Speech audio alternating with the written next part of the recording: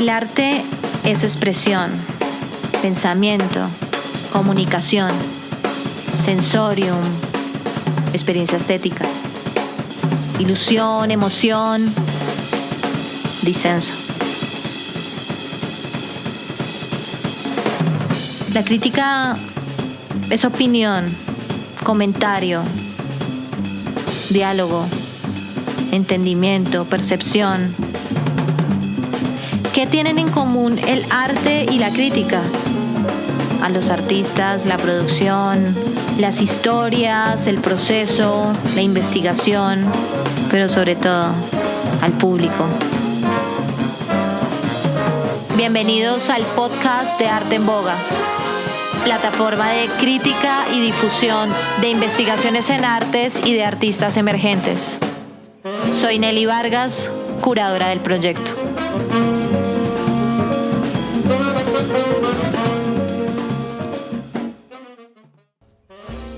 Hoy tenemos un invitado muy especial. Se trata de el artista visual Sebastián Marín, creador del proyecto Cuerpo Privado. ¿Cómo estás, Sebastián? Bienvenido a nuestro podcast.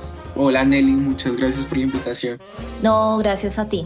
Les cuento un poquito de Sebastián. Sebastián es maestro en artes visuales, egresado de la Universidad del Quindío. Su obra se ha movido en el terreno del cartelismo, la fotografía y el performance, en donde ha podido plasmar sus interrogantes acerca de la temática de género. Como ustedes ya saben, los proyectos que hacen parte de esta segunda edición de Arte en Boga son proyectos de investigación o trabajos de grado de artistas emergentes en el campo de las artes escénicas, visuales y audiovisuales a nivel nacional. Así que Sebastián, como proyecto de grado, desarrolló una investigación-creación llamada Cuerpo Privado, una serie de performances que entrecruzan las prácticas fotográficas y el cartelismo alrededor de la temática de género. Sebastián, cuéntanos de dónde surge la idea de tu proyecto. Bueno, mi proyecto nace desde la parte autoetnográfica y sucede que desde que yo asumo mi orientación sexual diferente a la establecida por un cuerpo masculino, desde diferentes instituciones pues entran en conflicto. O sea, a mi familia era difícil entender que su hijo le gustaran los hombres y sobre todo una familia muy, muy católica. Y sobre todo porque también me eduqué en un colegio, en el colegio de la policía de la ciudad, entonces era como una institución que también determinaba cómo debía ser el cuerpo masculino y cómo debía relacionarse el cuerpo masculino. Entonces a eso de los 11, 12 años yo me deprimo y hay intentos de suicidio también.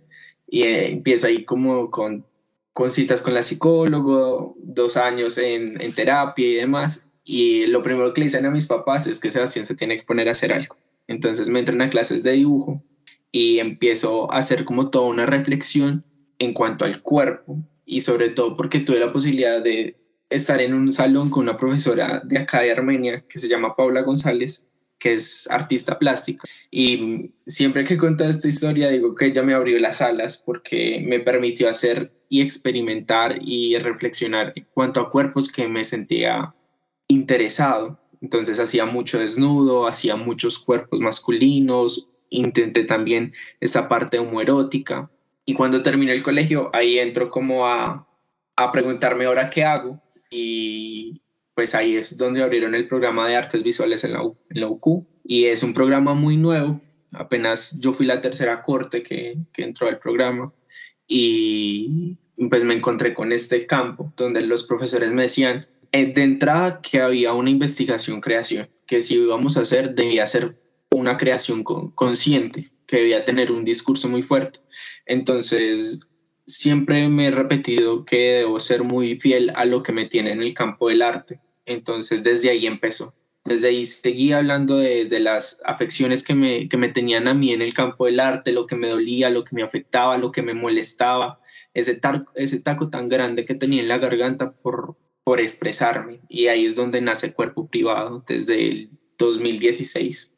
Ok, hay una cosa muy importante de esta investigación, es que Sebastián hace una recopilación, digamos, de todo su trabajo creativo en una bitácora, en donde uno puede hacer seguimiento como a todas estas preguntas alrededor de toda la cursada de la carrera.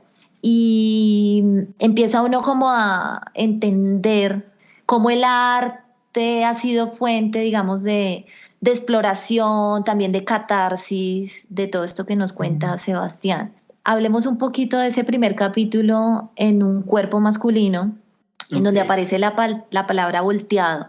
Ahí hay una relación con la familia, una relación contextual, si se quiere, política y religiosa. Hablemos un poquitico de ese primer capítulo de la tesis.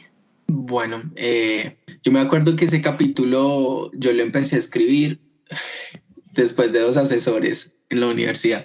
Yo primero tuve un filósofo como asesor donde me pedía como hacer una reflexión en cuanto a Foucault y la historia de la sexualidad, y yo no me sentía conectado. O sea, yo no quiero hacer un texto desde lo filosófico. O sea, mi campo es el arte, y aún así él me ayudó increíble, y también agradezco el proceso con él.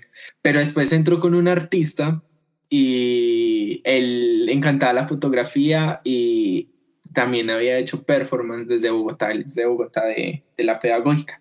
Entonces él me dijo: Sebastián, escriba lo que sucede, lo que le pasó, ¿por qué? Entonces yo me siento en la universidad a escribir lo que había pasado, y pues hice como como una retrospectiva de lo que había sucedido en esos primeros instancias. Entonces yo recuerdo que yo empiezo ese capítulo haciendo una narrativa de cómo es mi familia, y como que describiendo qué es esa familia que yo tengo, cuál es. Entonces es un papá muy masculino, machista, que sentía mucho deseo por las mujeres y que había sido muy infiel, pero que tampoco había estado porque él mantenía trabajando. Y también tengo la imagen de mi cuñado, que muchas veces terminó siendo como la imagen de papá, y que él con mi hermana tuvieron una relación muy extensa y era como el ideal de familia que querían mis papás para mí también. Pero ahí entro como contando cómo conoció a mi primer novio y cómo es ese dolor ahí que generó en mi familia, porque yo a él lo conocí cuando empecé la confirmación en la iglesia. Él se llama Johan, y fue como un momento muy, muy poético, porque conocerle en la iglesia, ser unos niños de 14 y 15 años, de darnos ese primer beso, el primer beso que yo le daba a un hombre. O sea, yo por fin sentía como esos juegos pirotécnicos y esas mariposas en el estómago. Yo me acuerdo que ese día falté a la clase de confirmación por irme con el arma en los picos. Y yo llegué como a la 1:30 de terminar esa clase, y yo no paraba de sonreír en ese pupitre. Y yo por fin me dije como que no, esto es lo que me está pasando. Pero era algo que a mí me sucedía desde muy chiquito, porque a mí me encantaba ver los hombres. Yo siempre sentía como esa mirada de que me intimidaba cuando había un hombre que me parecía muy atractivo desde muy chiquito. Sucede que en la iglesia, mi mamá siempre fuimos muy cercanos a la iglesia. Cuando le van y le dicen: mire, es que su hijo está así, así, así, pues porque yo en ese punto ya me había como que apartado mucho de eso que me cohibía. Yo me sentía feliz, en cierto. Entonces le fueron y dijeron a mis papás, y mi mamá estuvo una semana preguntándome quién era el muchacho. Yo le decía que era alguien de la confirmación, hasta que un día me cansé que me preguntara tanto, la senté en la cama y le dije: Beatriz, es que yo soy homosexual. Y ahí es como cuando uno toca a fondo en el proyecto, porque es como la parte donde uno se alimenta más para crear como esa poiesis. Y es porque ese día yo me senté con ella, se lo dije, y ella me mira como con o sea, la mirada de ella era de frustración, era una mirada muy profunda, oscura. Y yo ahí en el texto le digo: o sea, que una madre lo mire con desprecio es como lo peor que puede pasar. Y desde ahí inicia. Y ahí narro como todo el capítulo. Después entro como, si nos centramos como una parte más teórica, empiezo a relacionarlo con Judith Butler, y hablo desde la norma y la norma que genera cuando se altera. Empiezo a hablar de que todas estas experiencias que me sucedían en la casa también las podía relacionar con otras experiencias de habitantes de la ciudad. Empiezo a hablar de la autoetnografía, si no estoy mal, o eso es en el tercer capítulo. Sí, no, ahí nombras algo. Sí, y ahí me empiezo a dar cuenta que yo, como cuerpo que habita este territorio, puedo dar fe de lo que sucede en cuanto al género en mi ciudad. Y ahí es donde empieza como a tomar como esa relación importante mi trabajo en cuanto a los procesos sociales, que fue algo que a mí me movía demasiado desde que yo empecé la carrera. O sea, yo entré en mi carrera pensando que quería dibujar caballos y el escorzo perfecto, pero mía no fue clásica. O sea, a mí el interés que tenían mis profesores no era que yo dibujara hiperrealismo. O sea, pero acá en este contexto de la ciudad sí es muy clásico. Entonces llegué a esta carrera súper contemporánea y súper conceptual. Es una fricción muy fuerte que sucede acá en la ciudad. Pero pues así empezó ese primer capítulo. Ok, bueno, ahí empezamos entonces a ver que tú tienes todos esos interrogantes, como que quieres denunciar de alguna manera esto que pasa. Y a mí me pareció muy interesante esa parte porque me conecté con la investigación. A veces cuando se tratan estos temas de género y se empiezan a teorizar tanto, como que uno pierde como esa empatía, ¿no? Con el otro. Y en tu tesis encontré eso como esa vida, como entrar en esa historia de vida tan profunda. Y desde ahí uno empieza como a conectarse realmente con lo que has vivido, ¿no? Y cómo llegas a estudiar y a decir, bueno, yo tengo que hacer algo con esto. No solamente voy a ser de artista, sino que voy a ser un vocero de alguna manera de lo que le pasa a mi contexto. Y llega entonces ahí a meterse el arte de acción, el performance. Quería preguntarte por qué ese lenguaje y no otro. ¿Qué es lo que contraste ahí que te llevó como a decir, bueno, voy a tomar la fotografía, el cartelismo para alimentar ese proceso de performance, pero me voy con el performance? ¿Qué es lo que encontraste ahí que te sirvió, digamos, para hablar de este tema? Ay, Nelly, llegar al performance fue un camino muy largo, porque yo me acuerdo, pues acá tenemos pues esa gran artista, nacida acá en Armenia, que fue María Teresa Hincapié. Sí. Y acá había un festival que se llama así, el Festival María Teresa Hincapié de Performance, y yo me acuerdo que estaba yo en primer semestre y nos llevaron a ver ese festival y nosotros éramos viendo esas acciones. Imagínate nosotros de una ciudad tan clásica, pequeña, que el arte es el pintar hiperrealismo, los paisajes culturales cafeteros, sí, la palma de cera y demás. Nosotros viendo eso y nosotros quedamos, o sea, yo y mis compañeros quedamos como que esto no es arte, ¿qué es esto tan raro? Eso es teatro. Y yo hasta sentí un poquito de pena ajena, como, ¿qué pasa acá? O sea, no sé. Yo me acuerdo que esa primera acción era una mujer que estaba como haciendo el papel haciendo los gestos, no el papel, porque el performance no representa, sino presenta, como el del sacerdote, y las hostias eran como unas rodajas de remolacha. Entonces ella se las entregaba como al público y los que no querían, ella las tiraba al piso. Y yo quedé como que qué raro esto. Pero me generó tantas preguntas que yo empecé a reflexionar mucho en cuanto a lo que había pasado con el cuerpo y esa molestia que había generado en el espacio. Porque que fuese arte o no en ese momento, como yo consideraba que era el arte, dejó de ser como una pregunta muy, muy fuerte, sino que empecé a entender que se buscaba como una molestia. Yo empecé a entender el performance desde ahí. Y sucede que eso quedó así, y para una clase de investigación-creación nos pidieron hacer como una primera obra. Entonces pues después de ver eso, yo empecé como a preguntarme en cuanto al cartelismo, sobre todo porque en esa semana había visto lo que un profesor nos había mostrado, lo que era Grand Fury Guerrilla Girl. Uh-huh. Entonces yo dije como que, o sea, eso es arte, y ese arte contestatario, y yo sí, yo quiero hacer eso. Entonces yo me acuerdo que ese día yo tenía clase de pintura y no había comprado los materiales, entonces yo me fui a la papelería a comprarlo, y en la Plaza Bolívar de Armenia Armenia es un evento porque acá las paredes están limpias. O sea, no es el graffiti como en otras ciudades, sino que las paredes están limpias. Entonces yo pasé por la Plaza Bolívar y dije, esta pared, ¿por qué está tan limpia? Debe tener algo. Entonces mi mamá siempre me dice como, hay que agradecer, que Dios me lo bendiga y todo eso. Entonces yo de una forma muy sarcástica empecé a pensar como pues agradezcámosle por esta condición a Dios. Entonces ahí es donde sale homosexualidad y religión, que dice gracias Dios por hacerme homosexual. Y también hay otra intervención de otro cartel que es un texto de de un poema de la Biblia, que yo lo altero para que fuera como un poema que se está dedicando entre dos mujeres. Pero el que tuvo más relevancia fue este de Gracias Dios por hacerme homosexual. Sí. Entonces yo voy ese día a la papelería, veo esa pared blanca, digo acá debe haber algo, pienso en esa frase y voy a imprimirlo a la otra semana, ese cartel de 3 metros. Y lo pego a las 8 de la mañana, un domingo, mientras la gente sale de misa.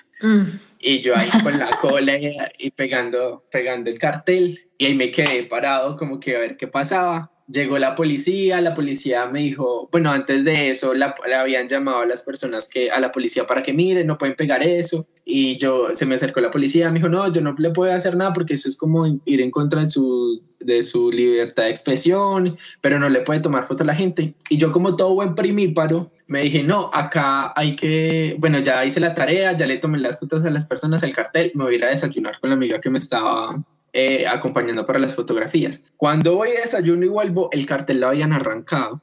Y obvio, yo me había haber quedado ahí para tomar la fotografía de la gente cuando la arrancaba. Pero acá sucedió muchas cosas en ese cartel, que ahí fue donde yo empecé a indagar las posibilidades que yo también tenía en el performance. Y inicia con una categoría que llama objetos de activación. Esos objetos de activación son, pues así lo llamé en el proyecto de grado, son los que llaman la atención del público para que ellos lo intervengan, lo alteren. Entonces, entre esos también encontré artistas como Ricky Tirabanija o Thomas Hirschhorn, que son artistas, creo que de Estados Unidos, que hacen como estas esculturas participativas. Entonces yo empecé a relacionar eso con ese cartel, como que la gente sentía interés y lo alteraba y cambiaba como todo el rumbo de la obra. Y sobre todo porque también me interesé de dejar esa obra sacra que se montaba en la pared y que no se podía tocar, y hacer una propuesta donde la gente también formara parte. O sea, como lo que habla Nicolas Bourriaud en Estética de la Participación, si no estoy mal. Sí.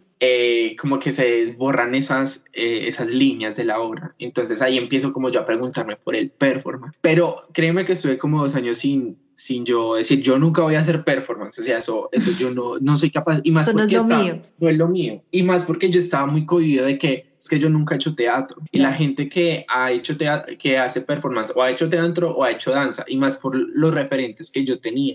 Por ejemplo, para mí una de mis artistas favoritas es María Teresa Hincapié, y ella al menos sí estuvo preguntando y haciendo una reflexión muy fuerte por el teatro. Y también tengo a María José Arjona, y ella estuvo en el campo de la danza. Y después me di cuenta que era muy potente, que me encantaba esa categoría de lo efímero, como era un arte que no se tocaba, sino que se recordaba y que formaba parte del archivo, que iba como en contra de todo lo que se entendía como arte acá en esta ciudad. Entonces desde ahí fue como que es esto.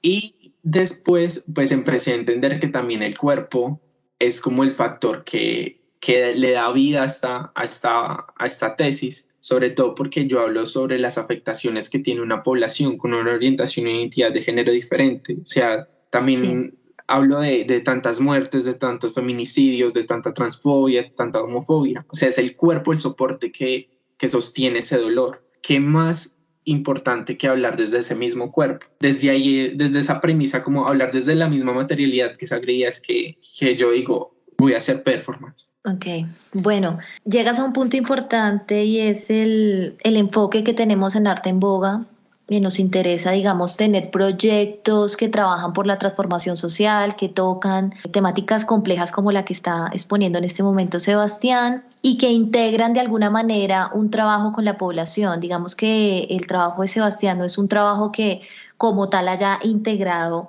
una población y ha hecho una investigación, pero sí porque en sus performances de todas maneras la gente está implicada y tiene una respuesta, y parte de su tesis es hablar de ese tema y de lo que pasó con la gente. Entonces, ya que llegamos a este punto, hablemos un poquito de ese performance que hiciste en una plaza, que le preguntabas a la gente, bueno, sentémonos a hablar sobre la población diversa. Cuéntanos qué encontraste, qué te decían la gente, cuál era la reacción del público.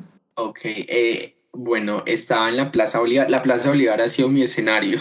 O sea, ahí pues el cartel, ahí hice mi primera acción. ¿Por qué? Porque venía con esta lógica de esos objetos que activaban. Entonces yo volví como al mismo cartel, y la pregunta era, ¿qué piensan los homosexuales? Siéntese y discutamos sobre una población diversa. Esa acción yo la pensé en un plan A y un plan B, porque yo me preguntaba como que qué pasa si la gente no se sienta. Y yo Ujú. decía, hay que buscar una categoría que genere más intriga, a ver si ellos se sientan ahí. Entonces, originalmente esa frase dice, que piense a Dios de los homosexuales, siéntese y hablemos sobre una población diversa. Pero yo la palabra Dios la tapé, porque ese era mi plan B.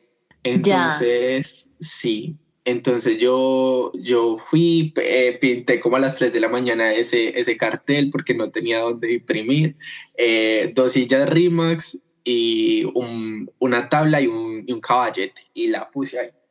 Y a eso de los 15 minutos ya tenía a las primeras personas sentadas. En esa acción destaqué dos poblaciones. La primera, que fue la que se sentó, era papás que tenían hijos con una orientación sexual diferente, una identidad de género diferente, que se tenían intriga y me llegaban a preguntar de qué manera yo le hablo a mi hijo o como querer escuchar qué experiencias yo tenía. Y también ellos querían como ser escuchados, porque para ellos era difícil hablar o Mm. decir lo que pasaba con sus hijos. Entonces fue como un momento muy bello, porque yo quería como el hablar como un acto estético. Por ejemplo, lo que hacía Ricky Tirabanija en una obra en el MoMA, si no estoy mal, que él hizo como una cena, invitó a la gente a discutir sobre arte contemporáneo. Sí. Yo quería algo así. Entonces, eso fue muy bello. Hubo diferentes formas en las que la gente intervino esa acción. Otros escribían y otros hablaban. Y el segundo grupo poblacional, mayormente hombres, se ubicaron en la periferia de la acción. Imagínate lo que yo estoy como en una circunferencia de 2 metros de diámetro. Ellos no pasaban esos 2 metros. Y Ya. si pasaban, lo hacían hablándole a la amiga que me acompañaba a hacer el registro. Mm. Y le preguntaban, es que ese man es gay. Y le decían como cosas muy ofensivas, pero a ella no eran capaces de decírmelo a mí o de pasar o gritar.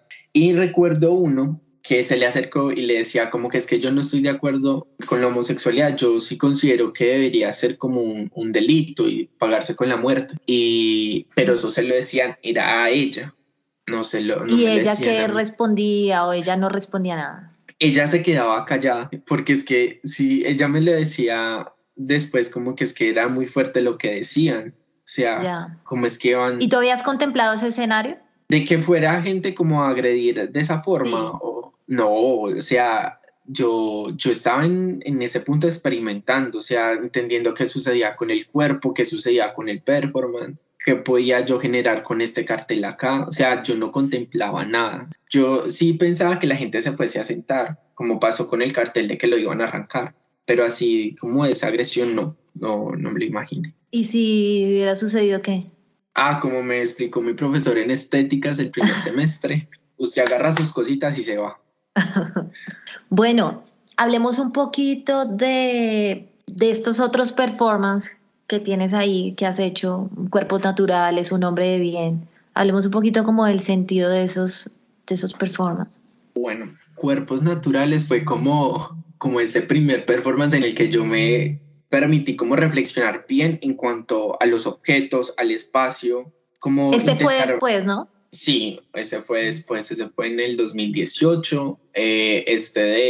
Del cartel de la Plaza Bolívar fue en el 2017 y homosexualidad y religión en el 2016. Cuerpos Naturales era también como, es que hay un texto de Fernando Hernández que se llama Imagen Palabra, que es muy bueno, que él habla sobre el cuerpo en relación al espacio y el tiempo, y él plantea en el texto que el espacio también se construye no solamente por la parte física, sino por las interacciones que suceden en el espacio. Entonces, por ejemplo, acá en Armenia hay algo muy particular, que es en la plaza donde está la alcaldía. Y en esa plaza durante muchos años siempre ha sido como fue primero la galería y después pues en esa galería también en su momento empezó a ser como el lugar donde tenían el trabajo sexual, Ujú. tanto por hombres y por mujeres. Y han habido muchos, muchos procesos para que deje de haber vendedores ambulantes, deje de haber trabajadoras sexuales ahí, pero hay que entender algo, o sea, es una dinámica que se repite durante décadas y es inevitable que pase. ¿Por qué? Porque ya está legítimo el espacio ahí. La gente ya se apropió de ese espacio. Y eso era algo que sucedía, que hablaba en el texto, que dependiendo de las dinámicas que sucedían en ese espacio, también se construía. O sea, también le daba fe o le daba como una forma a ese espacio, y no solamente era lo físico. Entonces me quedó como sonando eso. Y entonces yo me empecé como a entender nosotros como población diversa de qué forma estamos alterando el espacio. Entonces acá también entra un poco el texto de cartografía queer de Paul Preciado, donde habla que el hombre homosexual en los 80 era como un flaner nocturno, que se conocía como todo la ciudad de noche. O sea, sabía dónde eran los lugares de cruising, los bares gay, donde podía tener sexo, donde podía encontrar a un hombre que quiera tener sexo con él, pero siempre de noche. Y eso yo lo ligaba un poco con el momento de nombrar o de hablar sobre la población. Y es ahí donde también vuelve mi mamá, porque mi mamá siempre ha sido como esa chispa que acciona muchas obras. Y es que ella nunca dijo gay o dijo marica, porque esa palabra para ella es una grosería. Ella siempre dijo volteado, siempre que se refería a una persona que fuese afeminada o que le gustasen los hombres siendo hombre, era una persona volteada. A mí me duele más la palabra volteado que la palabra marica, pero es algo que yo he estado como reflexionando un poco y me ha apropiado mucho de eso. O sea, me considero volteado porque así me educó mi mamá. O sea, así ella me enseñó que mi condición se nombraba. Pero siempre en esta idea de que es una ofensa. O sea, la palabra volteado es una ofensa, la palabra machorra es una ofensa, arepera es una ofensa, lesbiana llega también a ser una ofensa, gay también. Entonces muchas veces esa ofensa se termina como invisibilizando a la población y dándole como esa categoría de malo o que no está bien a ese cuerpo por medio de no permitirlo decirlo. O sea, siempre era como un insulto. Entonces llega a cuerpos naturales en donde yo empiezo a reflexionar ese insulto por medio de alguna materialidad. Entonces acá viene como la tiza. La tiza es algo que está, que escribe, que se lee, pero que se borra con el tiempo. ¿Por qué? Se borra igual como sucede cuando se habla, que no se dice con claridad porque no está permitido, pero todavía seguimos prevaleciendo. ¿Y qué si es lo establecido? Como lo dice Paul Preciado en Manifiesto Contrasexual, que lo establecido es lo que se entiende como hombre y como mujer cisgénero, y eso se entiende como natural. Entonces ahí es donde empiezo a reflexionar en cuanto a los materiales. Entonces la tiza era pero la pintura sí quedaba ahí. O sea, la pintura sí se establecía, sí duraba. Entonces lo que yo hago es escribir con pintura. Empiezo así la acción quitándome la ropa. ¿Por qué quitarme la ropa? Porque según yo para ese momento, para hacer performance, había que quitarse la ropa.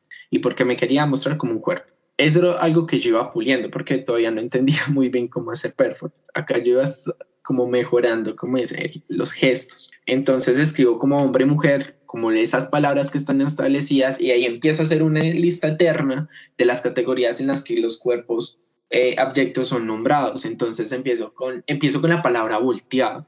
Esa es con la palabra porque tiene una carga muy fuerte. Sí. Y empieza a escribir gay, homosexual, heterosexual, machorra, cacorro, enfermo, desviado, travesti, loca, trabeca, bisexual, gay, infinidad de nombres. Estuve haciéndolo 3 horas en la entrada de la ¿Dónde universidad. lo desarrollaste? En la entrada de la universidad. En la Uniquindío hay algo que se llama la peatonal, que es donde vamos y comemos papitas con cerveza. Uh-huh. Y ahí empecé a escribirlo. Yo me la imaginaba en la calle principal de la ciudad, pero era muy larga. Yo después de 3 horas a mí se me bajó como el azúcar y ya estaba muy maluco. Y después termino escribiendo con la mano la palabra natural.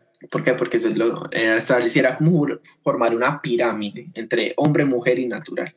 Y era algo muy bello porque si ven como todas las acciones hay una fotografía donde la gente está pisando el nombre. Entonces yo me imaginaba algo muy poético de que cuántos cuerpos eyectos van a pisar esa palabra y se van a llevar la palabra en los pies. O sea, como si estuviese haciendo una transformación entre la palabra y el cuerpo. Porque por más que sea un insulto, nosotros no dejamos de ser. O sea, por más que sea un insulto que esconde, nosotros seguimos prevaleciendo en el espacio. Entonces así se piensa esta obra.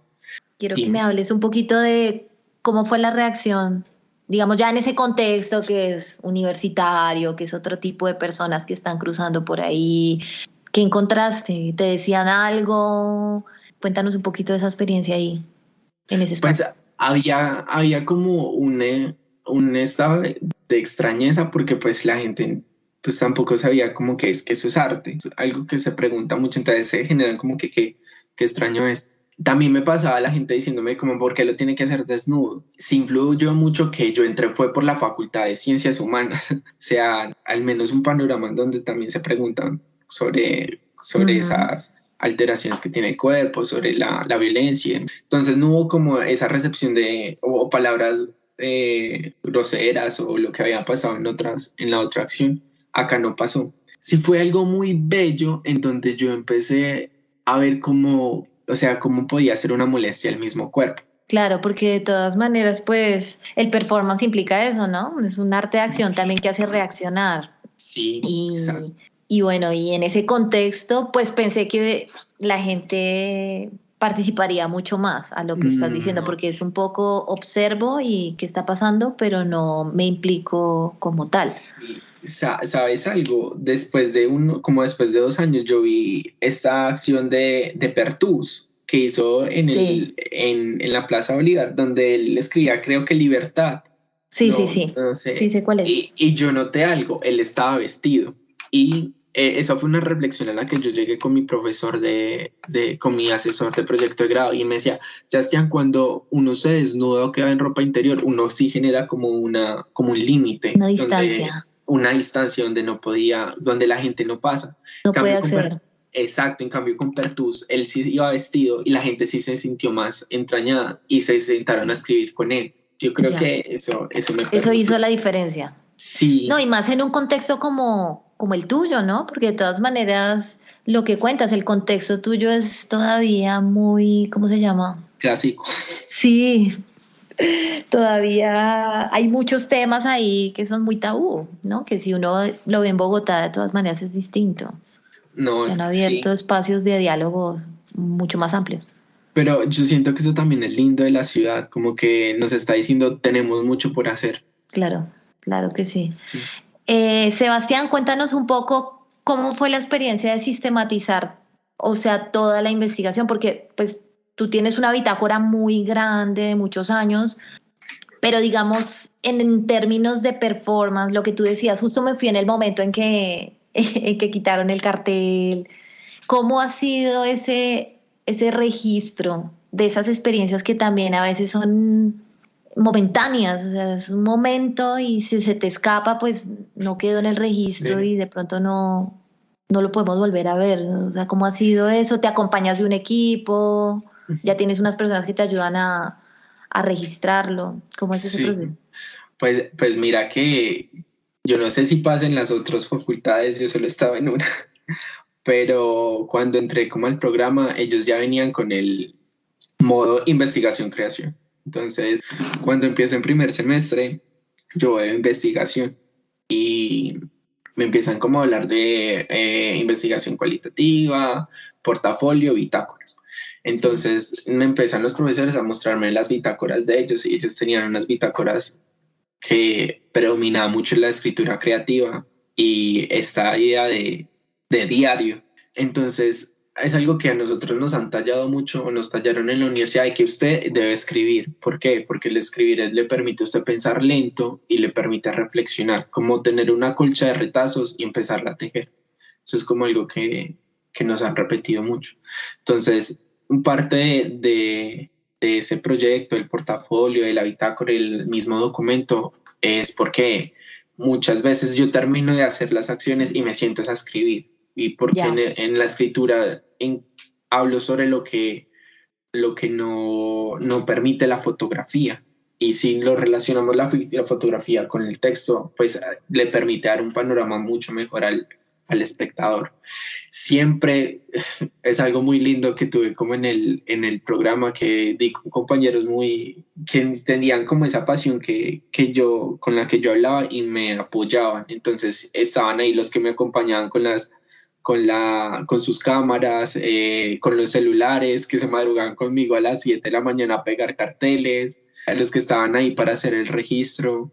Entonces ha sido como esa forma en la que se construyó el portafolio también. Algo que aprendí también de ese cartel que yo me fui y no tomé la foto es que hay que quedarse en la acción, hay que dejar que la acción repose y vea cómo se desarrolla. O sea, hay que ser un muy buen espectador y ver la acción desde lejos para saber qué falta, qué necesita, cómo la podemos contar de forma de archivo cuando la estemos exponiendo. Así intenté como construir ese portafolio. Ya. Con relación a, digamos que tu trabajo se centra mucho en tu contexto, o sea, porque es muy local también, pero al mismo tiempo es un lenguaje universal porque estás hablando de estas dinámicas que se generan en todo el mundo, ¿sí? Pero digamos, ¿cómo piensas tú que ese tipo de acciones, ese tipo de performance, el cartelismo, todo lo que tú haces, se pueda mover en otro contexto? Digamos que vienes a Bogotá y decides hacer, ¿qué te imaginas? ¿Qué te imaginas que pueda suceder con la gente acá? ¿Te imaginas en ese escenario Obvio. o cómo lo estás pensando? Pues fíjate que sí, que una meta que tuve este año fue salirme de la ciudad. O sea, yo he tenido como la posibilidad de exponer en diferentes partes de acá de Armenia, pero yo sí ya me estaba como sintiendo ahogado. Y este año me llegó un correo así de la nada para presentarme una convocatoria y yo no le puse fe, solamente mandé la obra y ya. Y resulta que pasó y era para una exposición en Madrid y yo me puse súper contento porque era mi exposición fuera del país y yo, ¿cómo? O sea, estoy saliendo de mi ciudad, pero hacia otro continente. Sí. Y fue muy, muy bien recibida. También hubo una curaduría con parte de una chica que le interesó mucho la obra. Estuve con un hombre de bien, no sé si la has visto. Sí, sí, sí. Hablemos un Eh, poquitico de esa porque no hemos hablado de eso. Bueno, esa acción resultó después de unos talleres que hice con Abel Ascona Sí. y lo hicimos de forma virtual y el de ejercicio final nos puso como que piensen en una acción. Entonces yo hice como otra vez, hacía como una materia prima mis recuerdos. Entonces recordé cómo a mí me establecían que debía vestirse el hombre. Entonces yo recuerdo que cuando yo llegaba al colegio a las 7 de la mañana, pues lo primero que hacían era fila de hombres, fila de mujeres, revisar el uniforme, el cabello corto, las uñas limpias, los zapatos lustrados y la camisa dentro del pantalón. Entonces yo me volví a comprar el uniforme y me volví a vestir así. ¿Por qué? Porque esa era como la imagen que establecían de que ese era un hombre. Y me volví a peinar. Esa era como la acción de volverme a uniformar. Y en una escena está mi mamá planchando. Ella vuelve a ser un personaje muy importante en la obra, porque ella siempre se fue muy, muy cuidadosa en que yo debía estar muy bien vestido. Después de toda la acción de vestirme, yo me paro al frente de la cámara y empiezan a salir imágenes de hombres de bien de este contexto social. O sea, hombres que son el ideal de esa imagen, o sea, el ideal de hombre. O sea, blancos, de extracto social alto, que tienen cargos importantes, pero que en todo ese proceso o la forma en la que han marcado a este país lo han hecho de forma violenta. Ya. Entonces ahí aparece Álvaro Uribe, aparece Diego Molano y aparece, ¿cómo se llama el de Juliana Zamora? Sí, no me acuerdo el nombre, Aparece. pero él. Entonces aparece como estas imágenes de él, como cambiando mi rostro y poniendo los rostros de ellos. ¿Por qué llegó como esta imagen? Porque antes había una pregunta muy fuerte por esta transición corporal y sobre todo yo sentía mucho interés por hablar sobre los procesos de personas trans, pero había como una pared muy grande porque yo no tengo una intención de hacer una transición en cuanto a mi cuerpo. En este momento no, quizá en un futuro sí, pero en este momento yo no tenía ese interés. Entonces para mí era muy difícil desarrollar esa obra. Pero entonces yo que entendía con estos artistas que sí hablaban desde su corporalidad, que ellos se apropiaban de ella y construían su discurso desde eso, desde su cuerpo. desde la transición, desde lo difícil que es hacer una transición en ese país. Entonces yo empecé como a reflexionar en cuanto a ello y me apropié también de mi cuerpo. Entonces entendí que al no querer yo hacer una transición, pues sigo ofreciendo una imagen de hombre, que si me ven en la calle me asignan a categoría heterosexual, de que soy alto, de que soy blanco, de que soy mono, de que soy delgado. Entonces tenía muchas características a ese hombre de bien. Entonces empiezo a construir como esa imagen, hago la acción de vestirme, pongo los rostros de ellos y sale esta acción. Y sobre cómo me veo en otras ciudades, siéndote sincero, pues es que yo creo que si muestro mis obras, siento que es como mostrarlo en un mundo gigante, entonces puede que no tengan una gran resonancia, pero yo siempre he sido muy arriesgado, entonces que no es algo que me preocupa. Siento que es muy importante como ir a mostrarlas, ver qué pasa. Siempre estoy como en la expectativa de qué experiencias tengo, qué retroalimentación me puede hacer el público, qué puedo aprender de ellas e ir como construyéndolo. Yo siento que hay como diferentes formas de hacer para diferentes espacios. Bueno, Sebastián, ya para terminar, cuéntanos qué te deja Cuerpo Privado a ti como persona. Haberlo hecho, digamos que hacer una tesis siempre es como un grito como de libertad, como esto es lo que yo quiero decirle al mundo y sí. Pues yo que he estado acompañando procesos de investigación tantos años me doy cuenta que es un proceso que no solamente implica como un rigor académico, una experiencia, sino es como un reto también como ya personal. No sé cómo lo viviste tú y qué te deja este proyecto. Bueno, ¿cómo lo vivimos? Pues sí, de entrada sí hubo una presión muy fuerte por el programa, porque esa es la única forma en la que uno se gradúa en la Uniquindío de Artes Visuales. Entonces, siempre estuvo como hay que hacerlo o hay que hacerlo. ¿Qué es lo que me vale o qué es lo que me gusta de mi proceso? Que al menos yo me permitía encontrar qué era lo que me motivaba y lo que me apasionaba.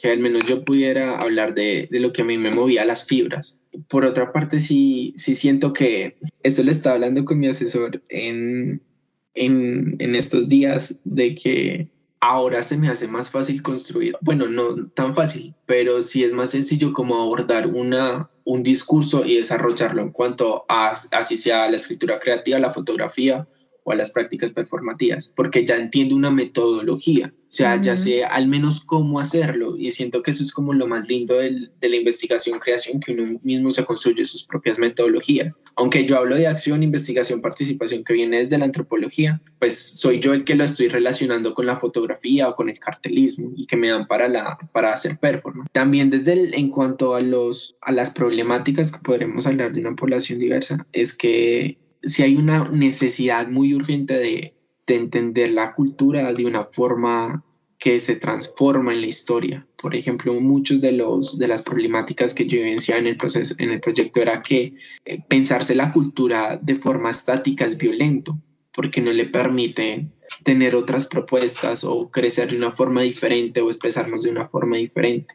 Y eso me quedó como en el proyecto, eran una de las conclusiones a las que yo llegaba con mi proceso, que para haber un respeto también debíamos ser educados en cuanto a una cultura que cambiar. Bueno, ahora tenemos una dinámica de pregunta y respuesta acerca de lo que fue Cuerpo Privado. Entonces, Sebastián, Cuerpo Privado es... Poder. ¿Qué transmitió Cuerpo Privado? Fuerza, berraquera. ¿Qué le faltó a Cuerpo Privado? Disciplina. ¿Qué viene para Cuerpo Privado y para Sebastián? Crecer más, seguir reflexionando en cuanto al cuerpo, seguir hablando sobre esas problemáticas que nos afectan y sobre todo desde el territorio, que sea una obra que tenga un discurso muy fuerte y que proponga y que reflexione, que invite a reflexionar.